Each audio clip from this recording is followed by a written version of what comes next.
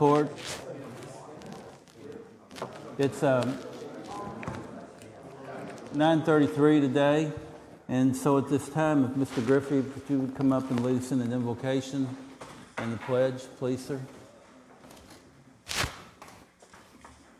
Let us pray. Heavenly Father, thank you for the opportunity to come together and to do the business of the county. Lord, be with each person here.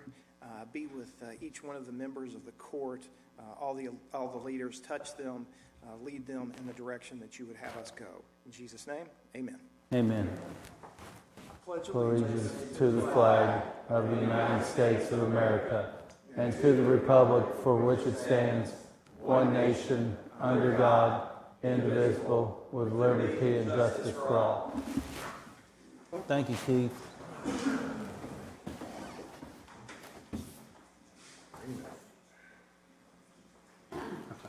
At this time, Sam, would you call the roll to bring the court to order, please? Mayor Sanders. Present. John Lawson. Yes.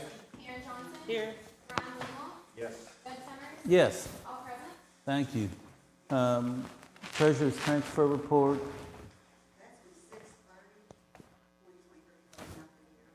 Okay. Thank you, Donna. I'll make a motion that we accept the treasurer's transfer report to close out the year dated 6/30. Is that correct? Yeah.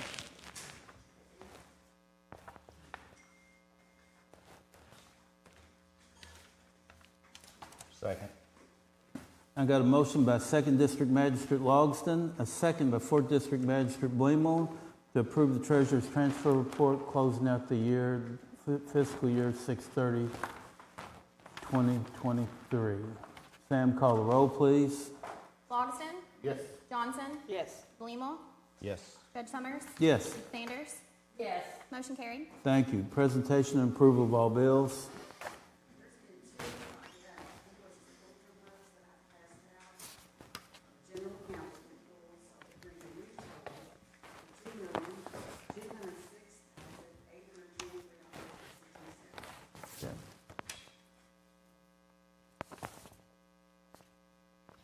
And one comment on that, we were able to pay our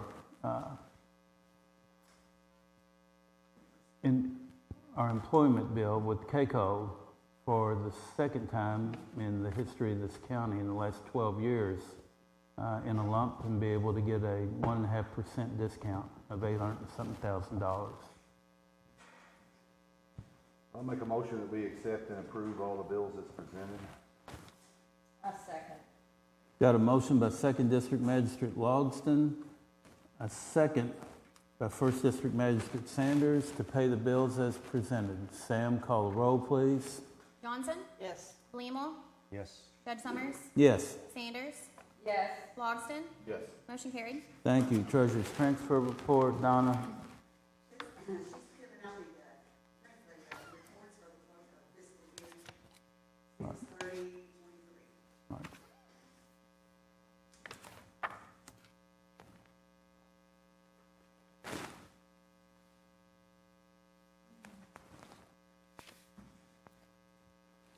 I'll put that in the form of a motion to accept the treasurer's year-end report. Second. I have a second by 2nd District Magistrate Logston. Any other discussion, members? Sam, we call the roll, please? Blemo. Yes. Judge Summers. Yes. Sanders. Yes. Logston. Yes. Johnson. Yes. Motion carried. Thank you. Approval of minutes from the July 5th, 2023 Bullitt County Fiscal Court meeting. I make a motion that we approve the minutes for July 5th, 2023. I'll second.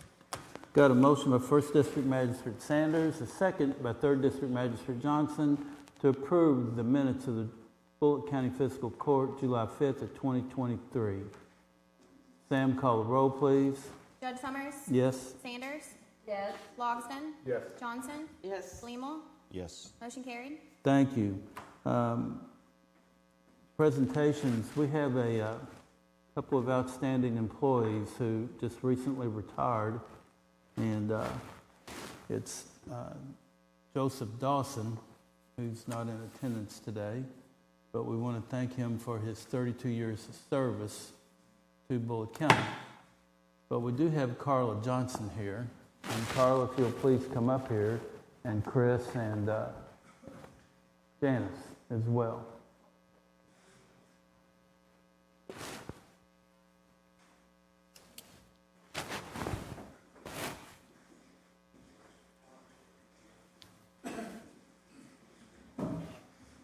And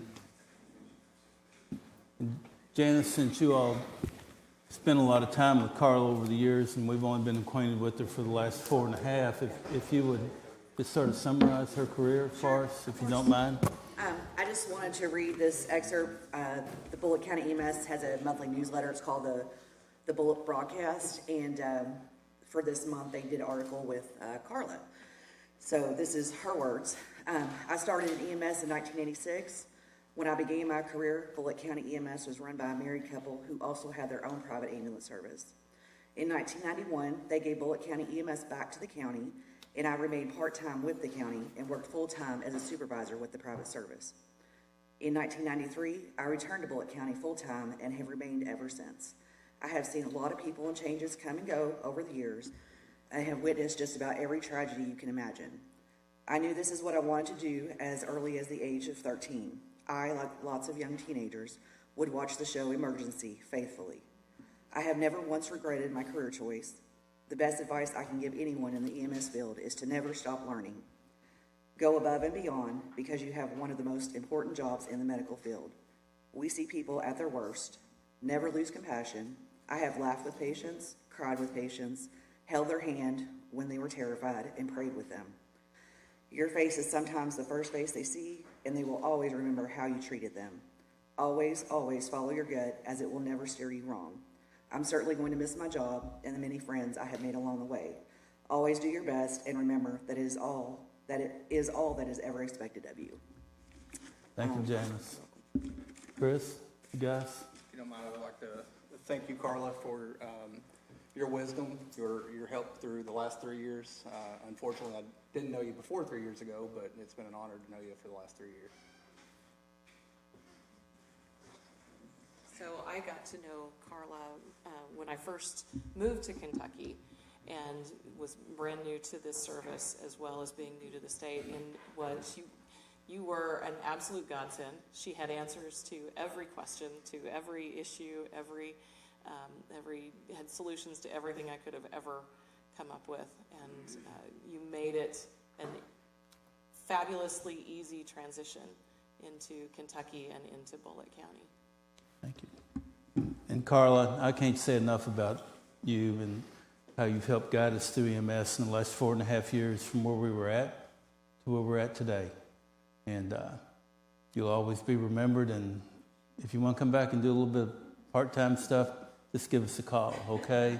But Carla, thank you for your 30 years of service. Thank you so much.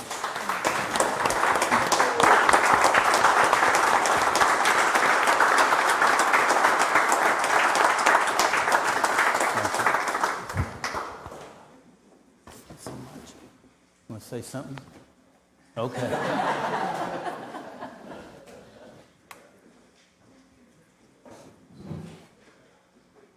That's all. Thanks so much, Carla. Yeah, thank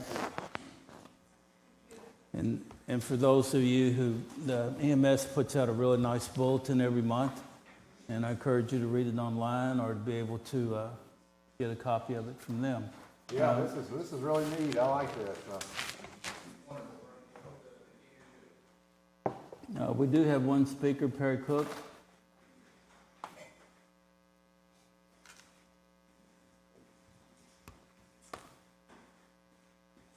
Ladies and gentlemen of Fiscal Court and of Bullitt County, hi, I'm Perry Cook, the Executive Director of Mark 12 Ministries.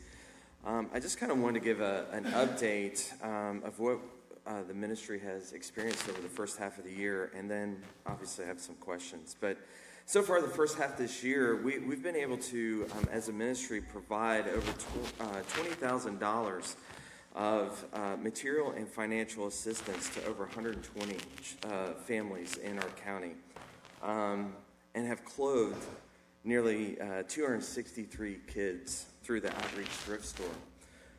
We're very excited about Grace Village, where we're going to have 2 homeless veteran bunk homes and 4 bunk homes for our Room of the Inn program, where we're continuing to transition folks from homelessness into sustainable living.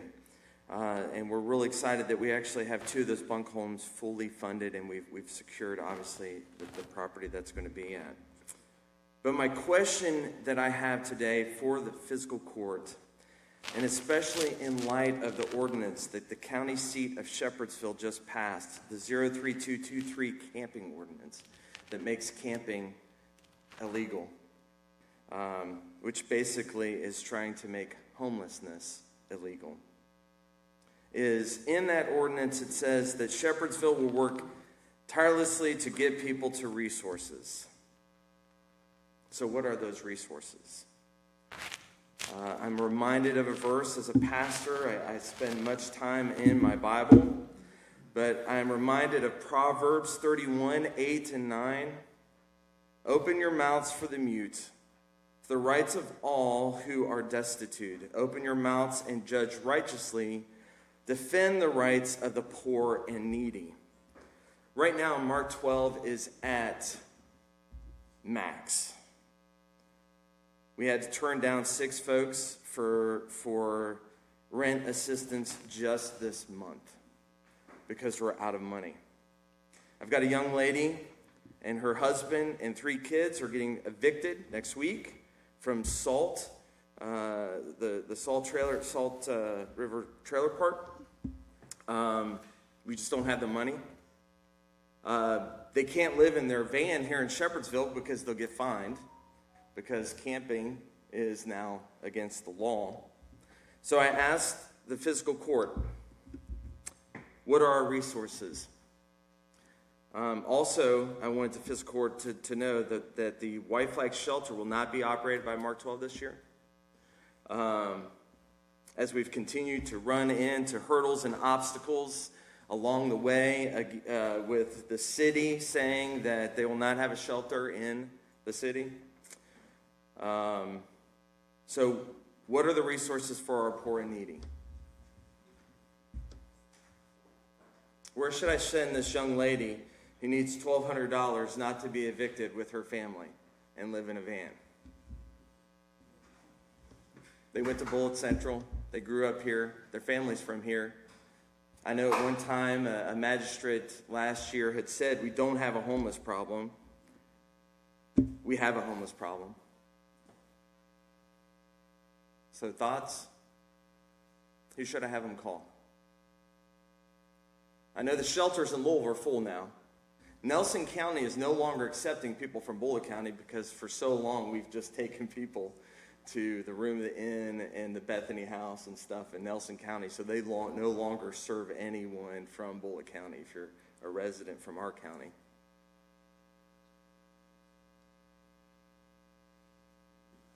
Any thoughts?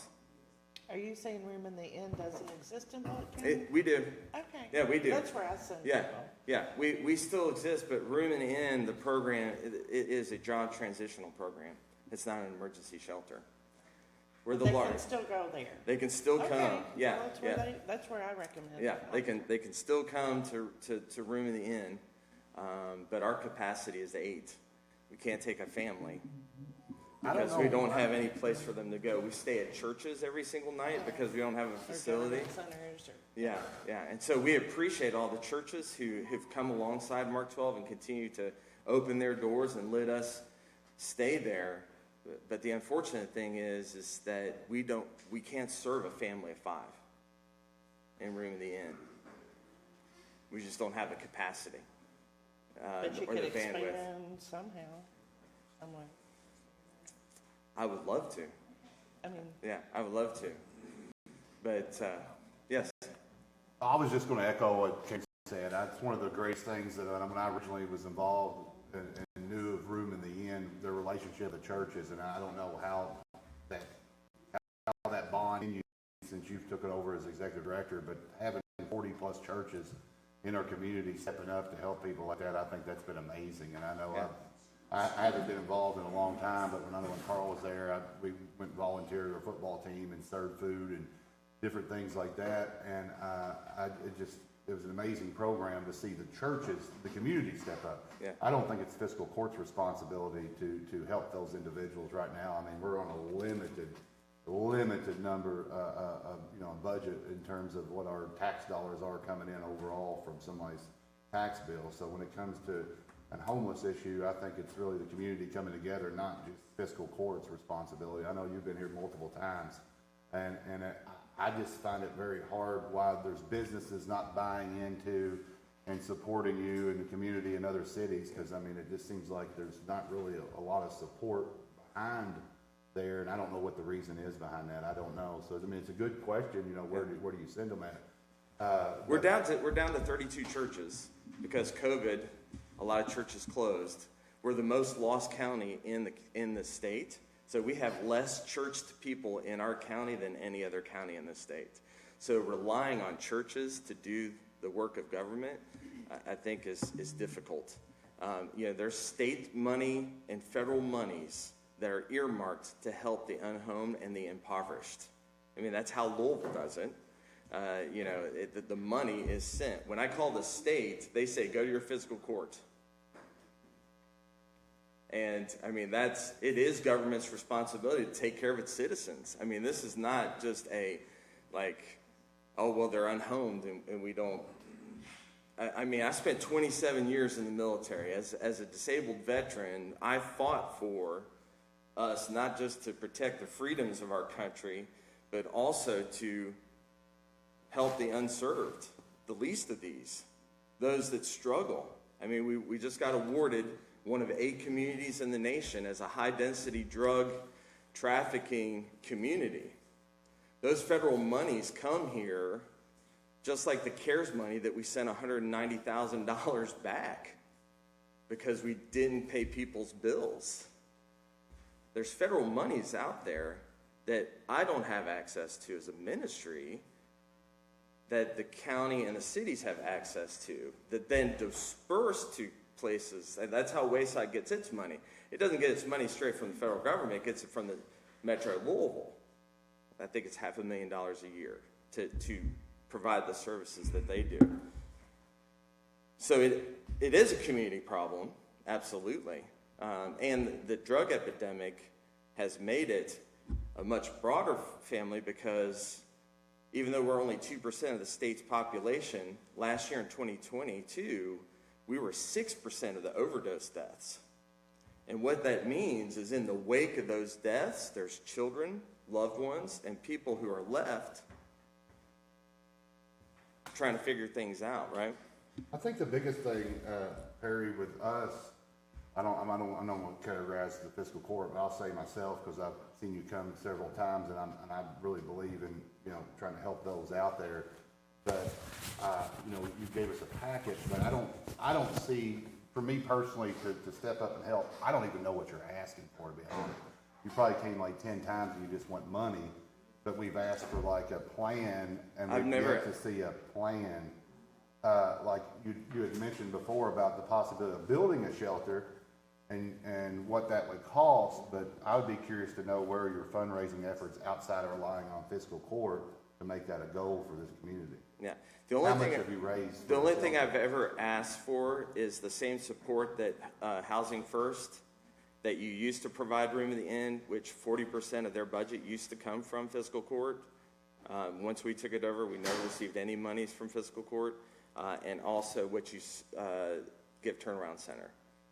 That's all that we've ever asked for from the court is to have a seat at the table.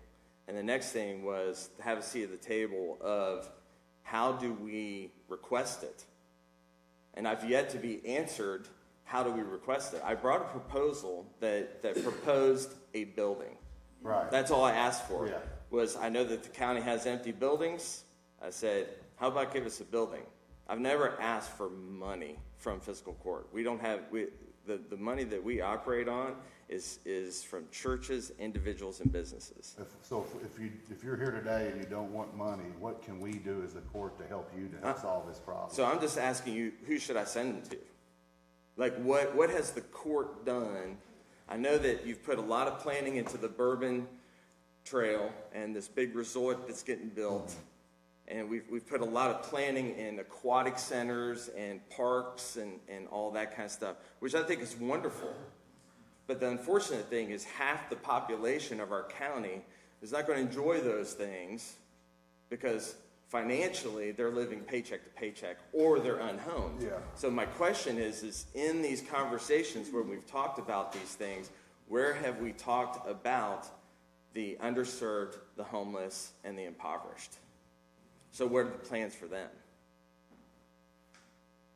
That's all I'm asking. And I'd love to be a part of that conversation. And I would love for us to have a conversation with the fiscal courts in the cities, because I think what Mary Edens is doing in Hillview is incredible with that resource center, giving CASA a free place to have, and have an Isaiah House come and have a day center there and all that kind of stuff. I think that's a model that should be in the entire county. But Can that center not support the entire county? no, not even close. But that's not a homeless shelter. It's not a shelter. Right, it's a resource. It's a resource center, but it's going to barely support Hillview. Barely. Well, I think the key would be, establishing some type of maybe conversation outside of this, but we really got to know what you want. I mean, I'll be honest, me personally, I've seen you here multiple times, and I walk away every day wondering what is your ultimate goal, because, I've known you for a couple years, and I know your vision, but I've yet to see it.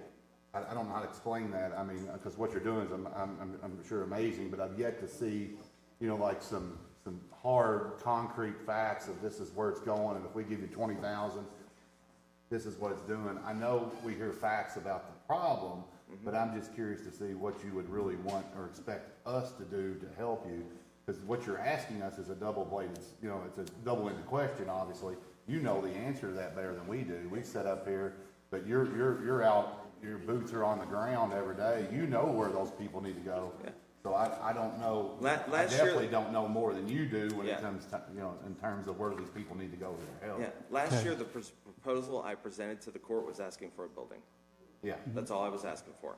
Yeah, and I remember that very well. And I thought I drew out very specifically where the funding was coming from to operate the building and all that kind of stuff. I can reprint that. No. That's exactly what I'm asking, because you're coming back today. So I didn't know if that building is nothing. Is it even? I'll set goals with my business and try to achieve a goal and then move to the next one. And I didn't know if that building. If you've got like a campaign going and you've raised 100,000 of the 500,000 or whatever that number may be from businesses, or I didn't know if Jim Bean pitched in or so-and-so else pitched in, if you've been contacting other businesses besides just fiscal court. I was curious who else had bought in and invested into this ideal and support you, so that we can make an educated guess to say, the city of Shepherdsville's doing it, maybe we need to do it. Or if this particular business is supporting it, maybe we need to. But I was just kind of curious who else has aligned themselves with trying to help your cause. That's all I'm asking. Because I knew the building, and you gave a real nice presentation, but it didn't get brought up. So I'm just kind of curious, if you feel we need a shelter, how much have you raised outside of the community over the last couple of years that you've been kind of approaching us as a fiscal court? That's all. Well, what I'm telling you is that as an organization, we don't have the bandwidth to even operate a shelter at this point. So we've already moved forward to, we're doing the tiny home, the bunk houses for the room and inn program, and for the homeless veterans. We're continuing to do what we do in our other ministries, but operating a shelter, and that's why, there's not going to be a wife-like shelter this winter, just because we don't have the bandwidth. I just kind of, just doing the math, and I'm not putting this on churches and trying to take away responsibility from us, but I just feel like, room in the inn, at one time it was 40 plus, now it might be 32. If you got 32 churches in the community, if each church passed a hat on Sunday and gave $100 to your call, that's $3,200 in a lease payment a month. It just seems like, among your network of people, it would be really easy to obtain the money from a fundraising to support the cost of a shelter per month that might satisfy this I area. mean, we're operating at a $300,000 budget, and we are achieving that through churches and individuals. But you got to understand, the churches in this community, a majority of them have 20 members. So passing the hat and getting $100 every month from a church that's barely staying alive. I mean, we've had 3 churches close this month in this county because of attendance and because they couldn't fund it anymore. On the real estate side, you should see that there's a lot of empty churches, a lot of empty church buildings in this county. We're unchurched. People don't care anymore. And the cities, much like the fiscal court, keep kicking the can. And so now we have what I call the 44 problem. And what the 44 problem is 50 years ago when they looked at Highway 44, they thought, oh, we love our country road. We're not going to make any improvements. Well, now the thing is we've gotten so far along with subdivisions, 44 is always going to be a mess. It doesn't matter if you made it a highway, it's still going to be a mess. Yeah. And that's where we are with the unhomed. I started talking about this 4 years ago, and we've continued to kick the can, and the cities and the fiscal court haven't talked about it. And so guess where we're at now? We're at now where, as an organization, we can't manage it. Housing First, they have a 8-person waiting list for their small little building. Yeah. I've already got a wait list for homeless veterans to go into our 2 homeless veteran houses. And we won't even have those built till maybe November or December. And so I'm just asking that we begin to have the conversation of what do we do as a community? Because we do have businesses that support us. I mean, I wouldn't be operating on that big of a budget if I was just pulling it out of my own pocket. I mean, we're a mission partner with Southeast. But they ask the same thing, is what is the fiscal court, cities, what are they doing to be a part of the solution? Does that make sense? Yeah. Yeah, and Perry, we appreciate you coming in and discussing all this, but for the essence of time. Yeah, absolutely. Yeah. We need to, we need to move on. I do have one question. I'd like to see your proposal that you gave fiscal court last year. Okay, absolutely. 3 of us that are new. Yeah, I would. Yeah, I'd like to see it as well. yeah, absolutely. I'll bring that to you guys. All right? Yeah, thanks so much. Appreciate Right. it. Yeah. Thanks, sir. Okay. Tammy, second reading of zoning ordinance 23-22, Jamie and Evan Ship. Commonwealth of Kentucky, County of Bullitt, zoning ordinance number 23-22. An ordinance relating to the changing of zoning of certain property from R1 residential to agricultural. Property in question is 18.5 acres, more or less, located at 3821 Coral Ridge Road, parcel number 034-SE0-16-024, in an unincorporated area of the county. Whereas the fiscal court of Bullitt County has considered the evidence of the public hearing held by the Joint Planning Commission and the recommendations of the commission, the information provided in the staff report of the Office of Bullitt County Planning and Zoning, and the testimony and evidence presented at the public hearing held by the fiscal court, and whereas the fiscal court concurs in and adopts the reasons of the Joint Planning Commission for said zoning change and approves and accepts the recommendations of the Planning Commission in this matter as set out in said minutes, and determines that the proposed zoning change is acceptable and should be approved. Now therefore be it ordained by the fiscal court of County of Bullitt, Commonwealth of Kentucky. Section 1, that the above property located in the unincorporated area of Bullitt County, and more particularly described in the minutes and records of the Planning Commission in docket number 2023Z-31, is hereby changed from R1 residential to agricultural. Section 2, this ordinance shall take effect upon passage and publication as required by law.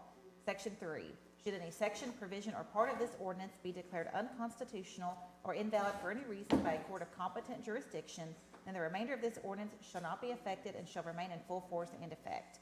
Section 4, all ordinances and resolutions to the extent they are inconsistent herewith are hereby repealed. Given first reading and public hearing at a regular meeting of the Bullitt County Fiscal Court on the 5th day of July 2023. Given second reading at a regular meeting of the Bullitt County Fiscal Court on the 18th day of July 2023. Thank you, Tammy.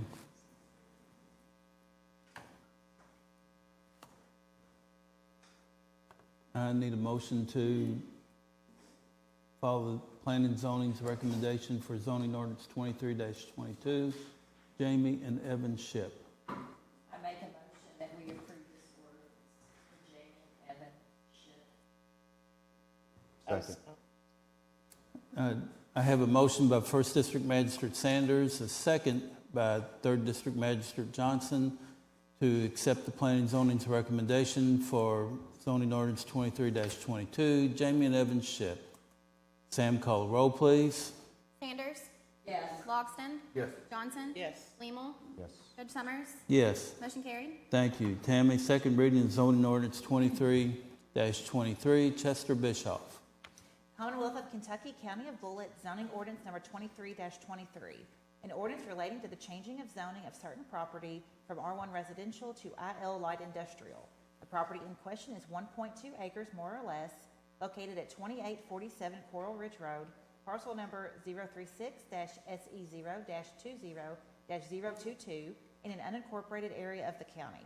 Whereas the Fiscal Court of Bullitt County has considered the evidence of the public hearing held by the Joint Planning Commission and the recommendations of the Commission, the information provided in the staff report of the Office of Bullitt County Planning and Zoning, and the testimony and evidence presented at the public hearing held by the Fiscal Court, and whereas the Fiscal Court disputes and rejects the reasons of the Joint Planning Commission for denial of said zone change, and disapproves and rejects the recommendations of the Planning Commission in this matter as set out in said minutes, and based upon its own findings of fact, determines that the proposed zoning change is acceptable and should be approved. Now therefore be it ordained by the Fiscal Court of County of Bullitt, Commonwealth of Kentucky, Section 1, that the above property located in the unincorporated area of Bullitt County, more particularly described in the minutes and records of the Planning Commission, in docket number 2023Z-34, is hereby changed from R1 residential to IL light industrial. Section 2, this ordinance shall take effect upon passage and publication as required by law. Section 3, should any section, provision, or part of this ordinance be declared unconstitutional or invalid for any reason by a court of competent jurisdiction, then the remainder of this ordinance shall not be affected and shall remain in full force and effect. Section 4, all ordinances and resolutions to the extent they are inconsistent herewith are hereby repealed. Given first reading and public hearing at a regular meeting of the Bullitt County Fiscal Court on the 5th day of July 2023. Given second reading at a regular meeting of the Bullitt County Fiscal Court on the 18th day of July 2023. Thank you, Tammy. I make a motion that we take the recommendation of the planning and zoning to deny this, order 2023-34. Yeah. 2023. Yeah. The ordinance is 23-23, the zoning docket was 2023Z-34. 34. Okay. Yeah. That's okay. But your motion to accept the recommendation of planning and zoning, That is correct. I'll second that. Got a motion by First District Magistrate Sanders, a second by Second District Magistrate Logston to accept the Planning and Zoning's recommendation. Zoning ordinance 23-23. Chester Bischoff. Sam, call the roll, please. Logston. Yes. Johnson. Yes. Lemel. Yes. Judge Summers. Yes. Sanders. Motion carried. Thank you. Second reading of zoning ordinance 23-24. Chester Bischoff. Commonwealth of Kentucky, County of Bullitt, zoning ordinance number 23-24. An ordinance relating to the changing of zoning of certain property from R1 residential to B2 central business. Property in question is 0.77 acres more or less, located at 3499 Coral Ridge Road, parcel number 036-SE0-16-035 in an unincorporated area of the county. Whereas the Fiscal Court of Bullitt County has considered the evidence of the public hearing held by the Joint Planning Commission and the recommendations of the Commission, the information provided in the staff report of the Office of Bullitt County Planning and Zoning, and the testimony and evidence presented at the public hearing held by the Fiscal Court, and whereas the Fiscal Court concurs in and adopts the reasons of the Joint Planning Commission for said zoning change, and approves and accepts the recommendations of the Planning Commission in this matter as set out in said minutes, and determines that the proposed zoning change is acceptable and should be approved. Now therefore be it ordained by the Fiscal Court of County of Bullitt, Commonwealth of Kentucky, Section 1, that the above property located in the unincorporated area of Bullitt County, and more particularly described in the minutes and records of the Planning Commission, in docket number 2023Z-35, is hereby changed from R1 residential to B2 central business. Section 2, this ordinance shall take effect upon passage and publication as required by law. Section 3, should any section, provision, or part of this ordinance be declared unconstitutional or invalid for any reason by a court of competent jurisdiction, then the remainder of this ordinance shall not be affected and shall remain in full force and effect. Section 4, all ordinances and resolutions to the extent they are inconsistent herewith are hereby repealed. Given first reading and public hearing at a regular meeting of the Bullitt County Fiscal Court on the 5th day of July 2023. Given second reading at a regular meeting of the Bullitt County Fiscal Court on the 18th day of July 2023. Thank you, Tammy. I'd like to make a motion that we approve the zoning for ordinance 23-24. I'll second. Got a motion by First District Magistrate Sanders, a second by Third District Magistrate Johnson to approve the zoning ordinance 2324 upon the recommendation of Planning and Zoning of Chester Bischoff. Sam, call the roll, please. Johnson, Yes. Lehmel, Yes. Judge Summers, Yes. Sanders, Yes. Logston, Yes. motion carried. Thank you. Number 4, second reading of zoning ordinance 23-25. Marvin and Tracy Judson. Commonwealth of Kentucky, County of Bullitt, zoning ordinance number 23-25. An ordinance relating to the changing of zoning of certain property from agricultural to R1 residential. The property in question is 0.168 acres, more or less, located at 315 Cundiff Hollow Road, parcel number 029-000-00-080 in an unincorporated area of the county.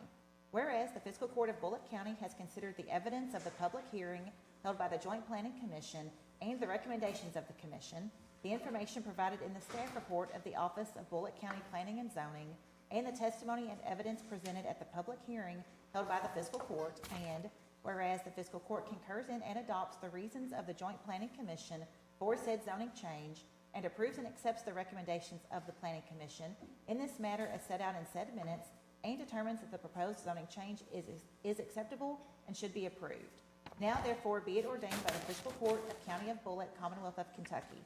Section 1, that the above property located in the unincorporated area of Bullitt County, and more particularly described in the minutes and records of the Planning Commission in docket number 2023Z-36, is hereby changed from agricultural to R1 residential. Section 2, this ordinance shall take effect upon passage and publication as required by law. Section 3, should any section, provision, or part of this ordinance be declared unconstitutional or invalid for any reason by a court of competent jurisdiction, then the remainder of this ordinance shall not be affected and shall remain in full force and effect. Section 4, all ordinances and resolutions to the extent they are inconsistent herewith are hereby repealed. Given first reading and public hearing at a regular meeting of the Bullitt County Fiscal Court on the 5th day of July 2023. Given second reading at a regular meeting of the Bullitt County Fiscal Court on the 18th day of July 2023. Thank you, Tammy. I'll make a motion that we accept the findings for zoning ordinance 2325. I'll second. I have a motion by 4th District Magistrate Blemo, a second by 3rd District Magistrate Johnson to accept the recommendation of Planning and Zoning Ordinance 2325, Marvin and Tracy Judson. Sam, call the roll, please. Lehmel, Yes. Judge Summers, Yes. Sanders, Yes. Logston, Yes. Johnson, Yes. motion carried. Thank you all. I'm going to make a recommendation to appoint Phil Barnhurst to the Mount Washington Fire Protection District Board, term to expire June 30th of 2026. Mr. Barnhart has been a stalwart of the community up there and literally a financial guru. So I'll second that motion. Sam, call the roll, please. Judge Summers, Yes. Sanders, Yes. Logston, Yes. Johnson, Yes. Lehmel, Yes. motion carried. Thank you. And we have a new hires list for EMS. One's a paramedic, a couple advanced EMTs, and some new EMTs, all of them to start. I'm pretty sure they're all starting 8/2. Janice, yes? And this will help fill us some gaps as well. The list is in there. Summer Yankel as a full-time EMT, Brandon Ray is a full-time EMT, Christina Craig is a full-time EMT, Derek Hoskins from part-time to full-time paramedic, and Jessica Hoskins from part-time PTA, or what I'm going to say, practitioner to full-time, with no change in pay in any of the last two, Hoskins or Hutchins. I'll second that motion. Sam, call the roll, please. Sanders. Yes. Logston. Yes. Johnson. Yes. Seymour. Yes. Judge Summers. Yes. Motion carried. Thank you. Put on here for discussion of the administrative code. It was brought to our, yes, There was two more, there was another list that had two more names. Yes, I don't know. I just. okay. Well, let's get to them then, okay? Was there 7? Yeah. Was there 7, Janice? Was there 7 or just 5? I would have said 7. I don't know which one. Okay.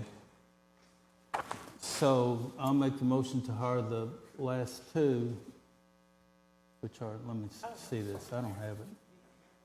Courtney Pauley from EMT Advanced to full-time paramedic, which is a great step up for her. And Cody Rowan, promoted to supervisor effective back at 7/11/23. I'll second that motion. Add the Courtney Paul. Cody Rowan. Holly and Cody Owen. Okay. Any other discussion, members? Thank you, Magistrate Plamo. Sam, call the roll in, please. Logston. Yes. Johnson. Yes. Seymour. Yes. Judge Summers. Yes. Sanders. Yes. Motion carried. Thank you. I have on here the discussion of the administrative code. We worked diligently on this last year, and it never was approved by the fiscal court. And it's brought to our attention that it has to be done each year by June 30th. So I know most of y'all have the old code, or the one that we're using right now, which was a pass-along from the previous administration. But we do have a new one, and we're going to send all of y'all PDF copies of it to go through it. And I'd like to discuss it at the next meeting on 8/1 and have a vote on the 15th of it. It's quite detailed. It's 48 pages, and you'll see it brings us up to what I'm going to say the modern era of administrative codes. Next one is the second reading of Zone Ordinance 23-07, regular meeting times and place for fiscal court. And Judge, because of a little snafu from the last meeting, this was not published for a second reading. So my advice to the court is we actually have a second reading at the next meeting after it's published. And the reason I think this happened is because Sam is an integral part of this court, and because she was on vacation, it kind of slipped through our cracks, so, as far as getting that published. Okay. So I think Sam's not allowed to take any more vacations, Judge. This conversation. That's fine then. If it's okay with the court. We have, from the road department, the execution of our secondary road programs, a resolution adopting it, and I need the members of the court to approve us to be able to do that. And there's a blacktop list in there of roads that we're going to blacktop with this funding. And then naturally the number 10 is the rural municipal aid road agreement, which is an agreement that we have to follow after we pass the resolution. It's a contractual agreement. I have a question. Go ahead. Yes, sir.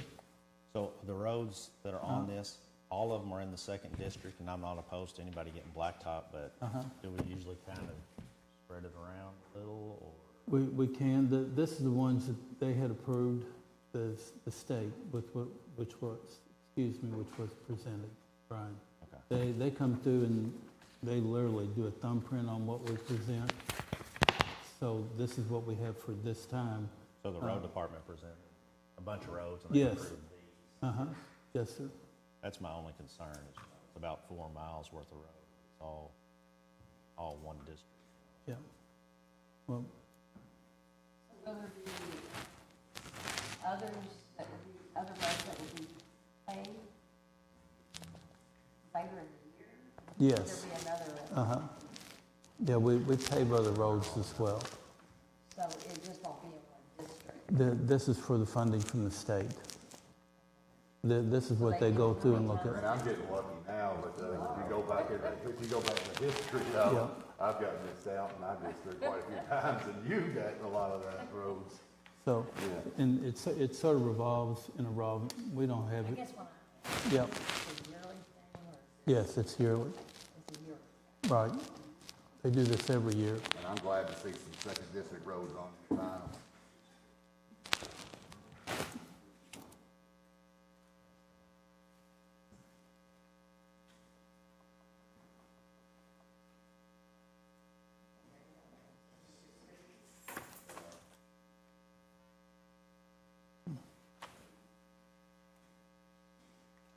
Before y'all start picking my district, I'm gonna make a motion to accept this and adopt the execution of the rural secondary road program.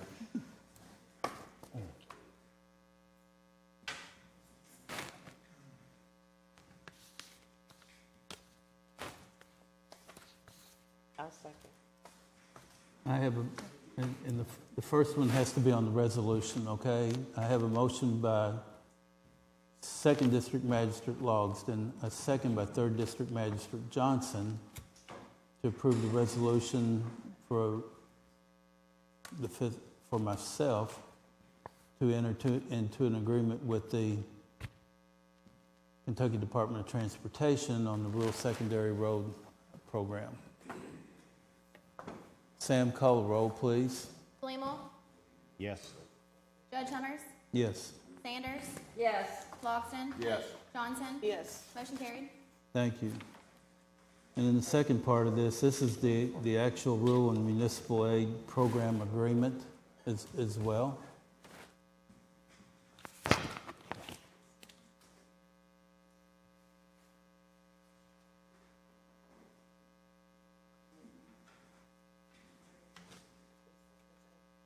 Resolution.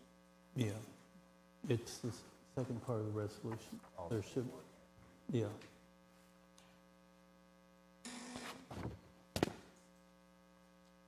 So I've got one question, it's probably for Keith, but the 215,000, does that get added to the line item for asphalt materials of what they have? It's already got 600,000, so that goes. Any of the road aid will go into the road department. That line on. That's what, when you look at the LGEA, that funding, you can see that all goes to the road department. That's kind of where this goes through. Goes in there. Yeah, it's just state money that comes in, and as the judge said, they kind of direct where they go, because the municipal and then the rural. It's just, and that keeps changing in this county. How those funds are going. They'll direct which way those go, but that all goes to the rural. And it has to, yeah.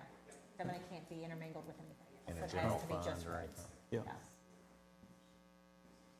And when we have the hearing, we have the hearing on LGA, and every year we have that, it says, for Roads. blacktop, on that, so, I mean, it's very specific. Mhm. Okay. Did you have a motion on the floor? Somebody needs to make a motion. I'll make a motion that we accept the rural municipal aid program agreement. Okay. Second. I got a motion by Second District Magistrate Logsdon, a second by Fourth District Magistrate Flemmel, for us to enter into the municipal aid program agreement with Kentucky Department of Transportation. Sam, call the roll, please. Judge Summers, Yes? Sanders, Yes. Logston, Yes. Johnson, Yes. Flemmel. Yes. Motion carried. Thank you. I'd like to do some closing comments here for just a minute or two, but Ms. Baker, I do need I would like to have an executive session for personnel and real estate. if that's fair enough, but I would like to take the closing comments from the members of the court before we enter into that. And it shouldn't take long for the executive session, but who knows? Okay? I'll start with you, Brian, if you want to. So I've got a question about when we had cleanup days, there was an individual that worked, he's not a county employee, but he works cleanup day. Right. And he had an injury. Yep. And I spoke to him yesterday, and he said he was told on his injury that he is capped at a $5,000 medical. Mm-hmm. Right. Do what now? If, you know, if it happens to be more than $5,000, That's exactly what the insurance company, we've had quite the healthy discussions about this with KCO and our insurance carriers as well. We won't have any more volunteers. They'll be paid employees, and that gets out from underneath of that all the way around. my son works it also, and Sure. I don't think he signed a liability waiver or anything like that. So Right. I'm just, We're it getting, could be lawsuits or stuff, that's all I'm looking at. Lawsuits on county or the school board, it was on school property. right. No, that's a great point, and that's something that we've been working diligently with KCO on, their attorneys, and with Janice, our folks here, putting together a form to where they have to sign off on it. Okay? So it could be county employees or, I guess, inmates also. Inmates, either one. No matter who works at county employees are under the same guise. Because we issue 1099s, they should be paychecks.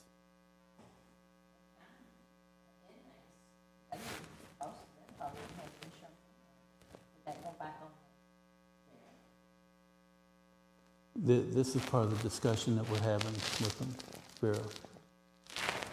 Because when our residents of the inn over there, they're different than what I'm gonna say our employees or what we used to call volunteers to be able to help as well.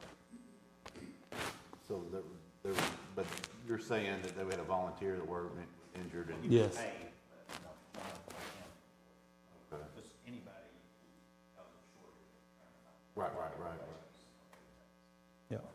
But the current health insurance said it'd only cover up to 5,000 of the. KCO did. Yep. And that's all that, in the beginning, they weren't gonna give him anything. And we worked this really hard to be able to get to a resolution to where he would get Yeah, you think it'd something. be entirely the opposite. You're Right. responsible for out of pocket up to 5,000, anything beyond or something. Right. Yeah. Is that fair enough? Okay. Anything else for you today? Okay. That's fine. Karen?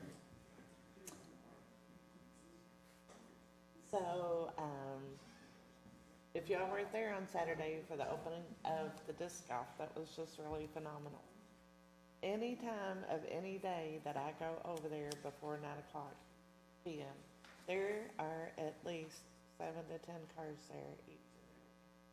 So it's really neat to see all these people out, getting out and playing, have something to do. I hope y'all can get over there and take a look at it. If you need the discs or need to learn how to play, I can hook you up with that too. So that's about all I have today. Okay, thank you. Sean? I don't have a lot, but I did notice that, it's kind of been a secret when they're gonna switch that light on there at Bogart and 44. And, I put something out the other day. I noticed the construction crews were out there and they had signboards that said 7/18/23. So I think that's today. So as I drove through this morning, there was quite a few trucks there working on the, doing some more striping. Looked like they're about to drop the light, so I mean, that's kind of a lot of people's been waiting for that in Rivercrest and Bogard, Lloyd Lane.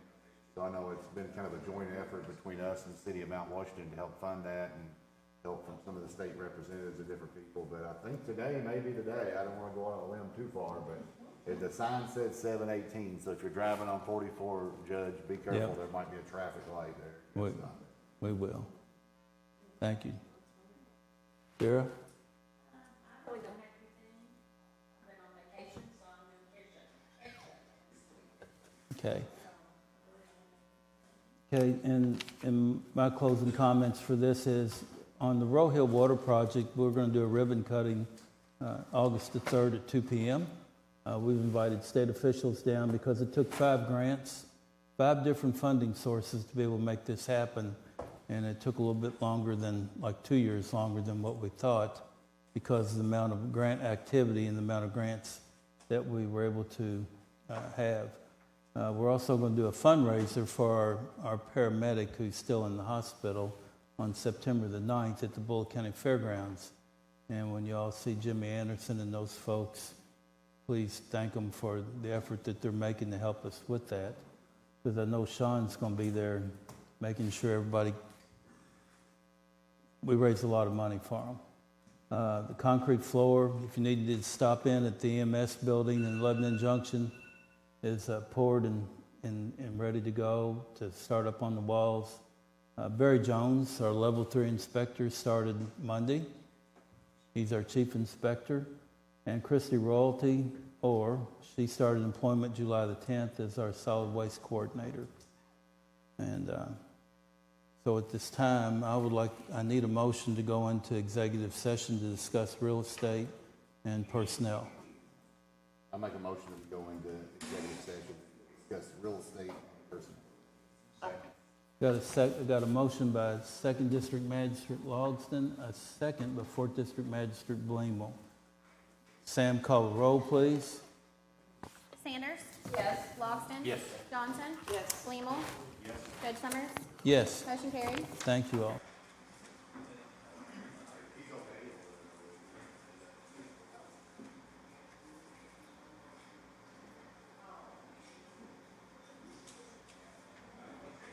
Yeah, I need a motion to come back out of executive session. I'll make a motion that we come out of executive session.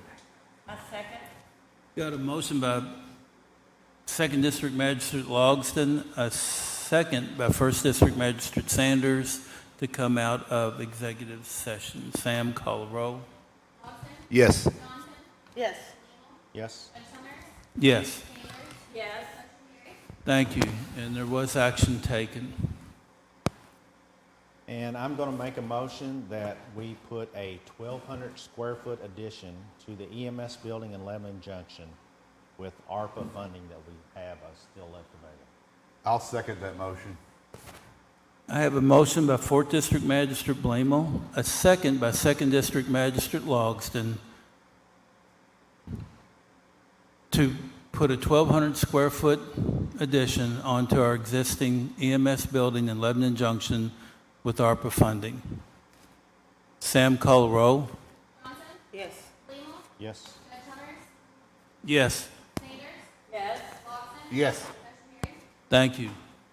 And at this time, if there's no other business with the court, I'm going to make a motion to adjourn the Bullitt County Fiscal Court at 11:14 on 7/18/2023. I'll second. Got a second by 3rd District Magistrate Johnson. Sam, call the roll, please. Bleemel? Yes. Judge Summers? Yes. Sanders? Yes. Logston? Yes. Johnson? Yes. Motion carried. Thank you all.